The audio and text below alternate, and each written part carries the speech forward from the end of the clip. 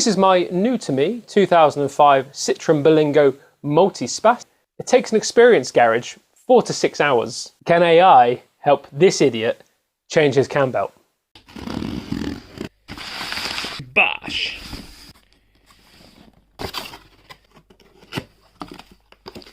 Okay, step 1 preparation, park on level ground. Yeah, I can do that. Shock rear wheels, yes. Engage handbrake and put a work in progress sign in the car. Okay, disconnect the negative battery terminal. Yeah, that makes sense. Drain the portion of the cooling system. Well, I'll do that later, so already going off script here. Remove the passenger side front wheel and inner wing splash. Yeah, the plastic's off, but let's get this wheel off. That'll give access to the lower timing cover and crank pulley. Here she is. That's the auxiliary belt, nice and cracked. Release the auxiliary belt tensioner, locate serpentine alternator power steering tensioner, and turn to relieve tension. Then slip the belt off of an idler. Note routing or take photos, remove belt. That's all it says. So I've got my spanner here and I've attached the wrench. This should give me a little bit of purchase, and as you can see from the shot of my elbow, I'm able to sort of turn the bolt, which is kind of spring loaded, and it allows me to slip the belt straight off. And actually that kind of worked. The AI wasn't as detailed as I'd wanted it to be. I had a quick look in the Haynes manual and I was on the right bolt, and it all just sort of made sense. So that's that removed. As you take a closer look, it is pretty knackered. So yeah, I would always say you might as well replace that if you're doing the cam belt anyway. Place a jack with a block of wood under the sump or a safe location to support the engine. Do not lift the engine, just support it so the mount can be removed without the engine dropping. Undo the right-hand engine mount bolts. First the bracket bolts in the body, and then the mount to the engine bolts. Keep track of bolt positions and washers. Remove the mount bracket if required to access the timing cover. Okay, so I've got two 30mm bolts here. Take off the throttle cable. 34mm plastic rubber thing. Take that off, and a 10mm underneath as well. I was a little bit stumped to why it wouldn't move after this stage, and I realised there must be another Torx bolt. So take off this engine cover with the clips that I need to replace. And there it is. So remove that one as well. And after that, I was able to give it a little bit of a wiggle, and it slid on out. Remove the upper timing cover bolts / clips and take off the upper cover. Remove the lower timing cover bolts and remove the lower cover. There was actually quite a lot of bolts, and some of them were in some upsetting positions, and they were different shapes and sizes, but I got there in the end and got them all off. To make my life easier when putting this all back together, I like to put the bolts in a bit of cardboard in a similar position that they came out, and that just helps me keep track of them all. You will now see the timing belt, cam pulleys, idlers and tensioner.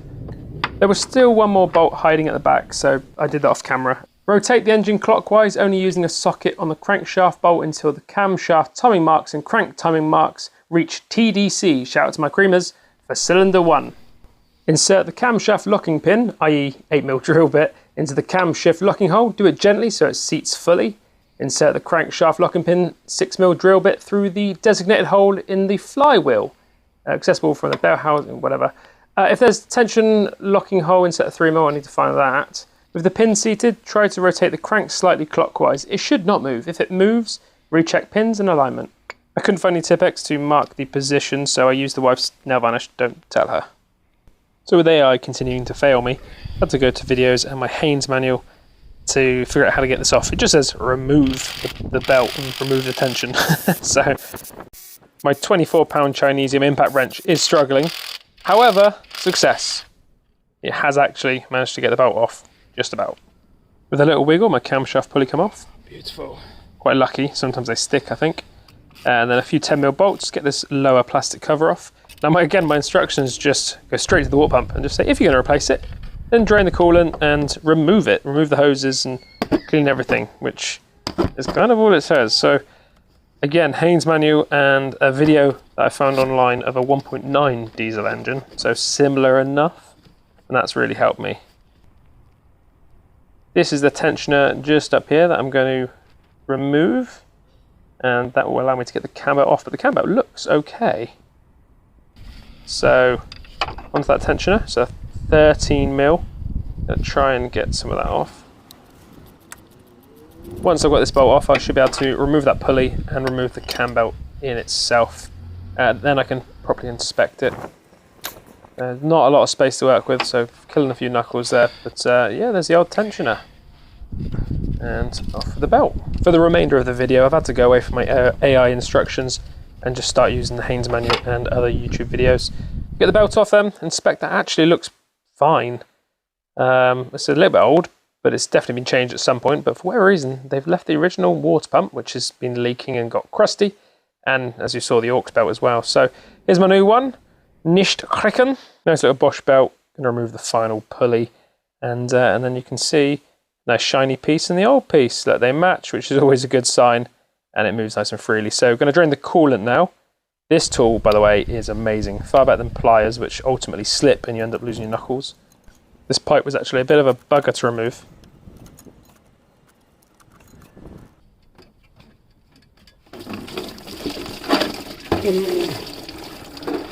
Nice faceful, that's tasty. Bit of a wiggle and a squeeze, and that'll get the rest of that coolant out. Lovely. And the little pliers stay on, so even better. And that's pretty much out. We go on to the water pump. Got my pan in place and my sacrificial towel to ultimately get a bit of this dribble out. So remove these and loosen it up nicely and prepare yourself.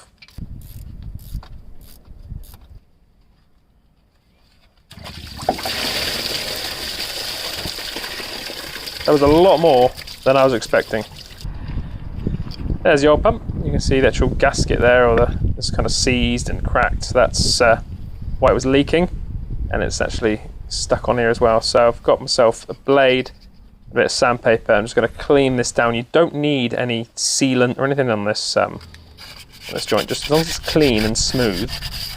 This new gasket, which is actually sort of a metal material rather than rubber, is more than sufficient, certainly when in place and cleaned down properly. So look at that new shiny water pump. Get that in place, tighten up, but not too tight.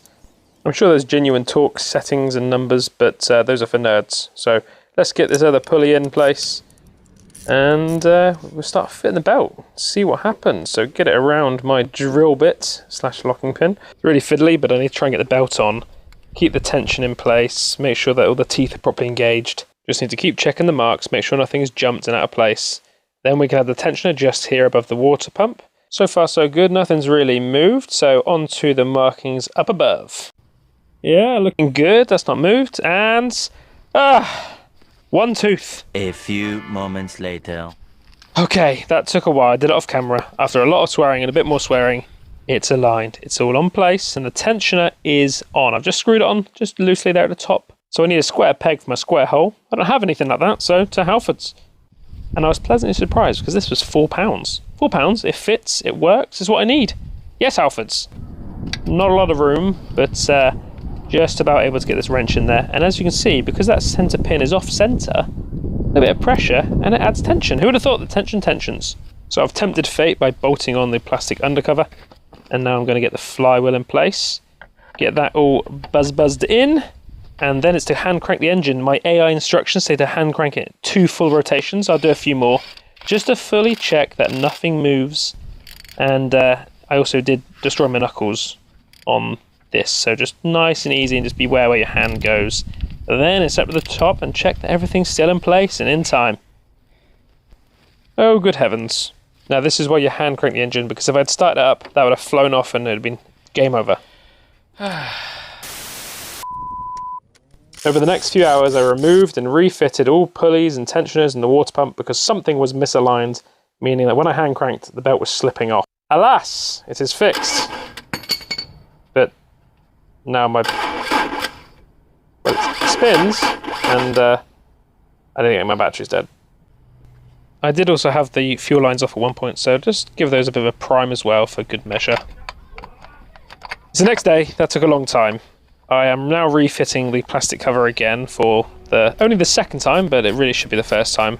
I tempted fate. It's my fault. So let's get these bolts back in place and enjoy these nice shots, because boy, was I frustrated at this stage. But let's get this tensioner pulley thingy-bobby back on. Crank, crankety crank. Zippity zip, boopity boop.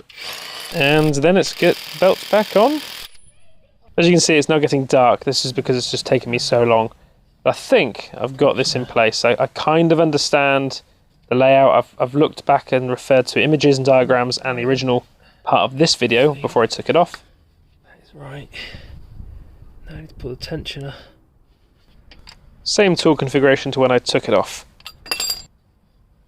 Fucking hell. Yeah, I was getting really frustrated at this stage. I thought I had the tension on full. I could not get this belt on. And it's all in place. Either way, I'm an idiot. I'll let you enjoy my commentary here from the moment.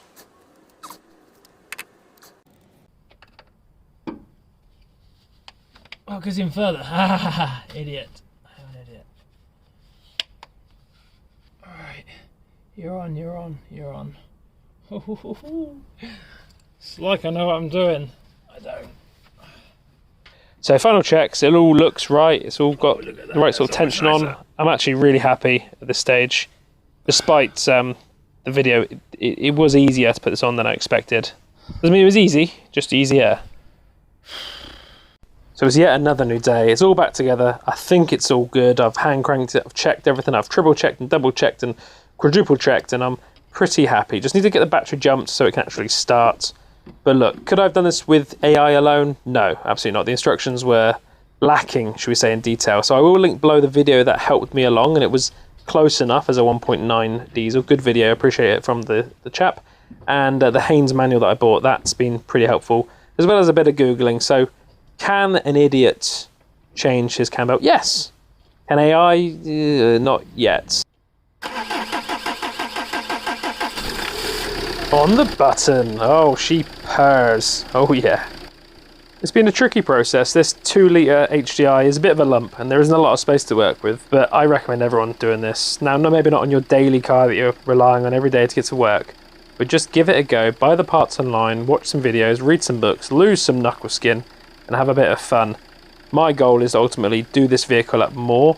I want to turn it into a camper. I've got a 3-year-old son and I want him to really enjoy it, and he's loved helping. Now, you've not really seen him, but he's been there, he's been passing me things, he's been poking stuff, he helped jet wash the car. Sure, you can go out and buy a car with modern features and bings and bongs, but I think it's far greener to maintain your old car. Don't scrap it, keep it alive. The last stage for me is to bleed this. I've added some coolant already. I'm really struggling here, trying to get the coolant to go through the system. I'm listening out for noises. The belt's belting. It's not flown off yet. The engine's not gone bang. I'm pretty happy. For an amateur driveway enthusiast, I've really enjoyed this process, and I really recommend everyone to get involved and have a go. What's the worst that could happen, eh? This is the bleed nipple here. At this stage, nothing's coming out, but once I actually lowered the vehicle and got it warmed up, turned the air on and off a few times, and it all came through the system, it did shoot out, and it bled nicely. It was very hot, as you'd expect from the engine running, but it did shoot out. It's all bled. It's holding temperature. I've top up the coolants, and yeah, it's worked. The car drives. I've given the engine bay a nice clean. I've cleaned underneath the vehicle with a jet wash. My next stage, once it arrives, is a bit of Lanagard. I'm going to underseal the whole lot just to prevent any real rust and rot. Please like and comment if that's what you do, or dislike and discomment if you don't. I don't really mind.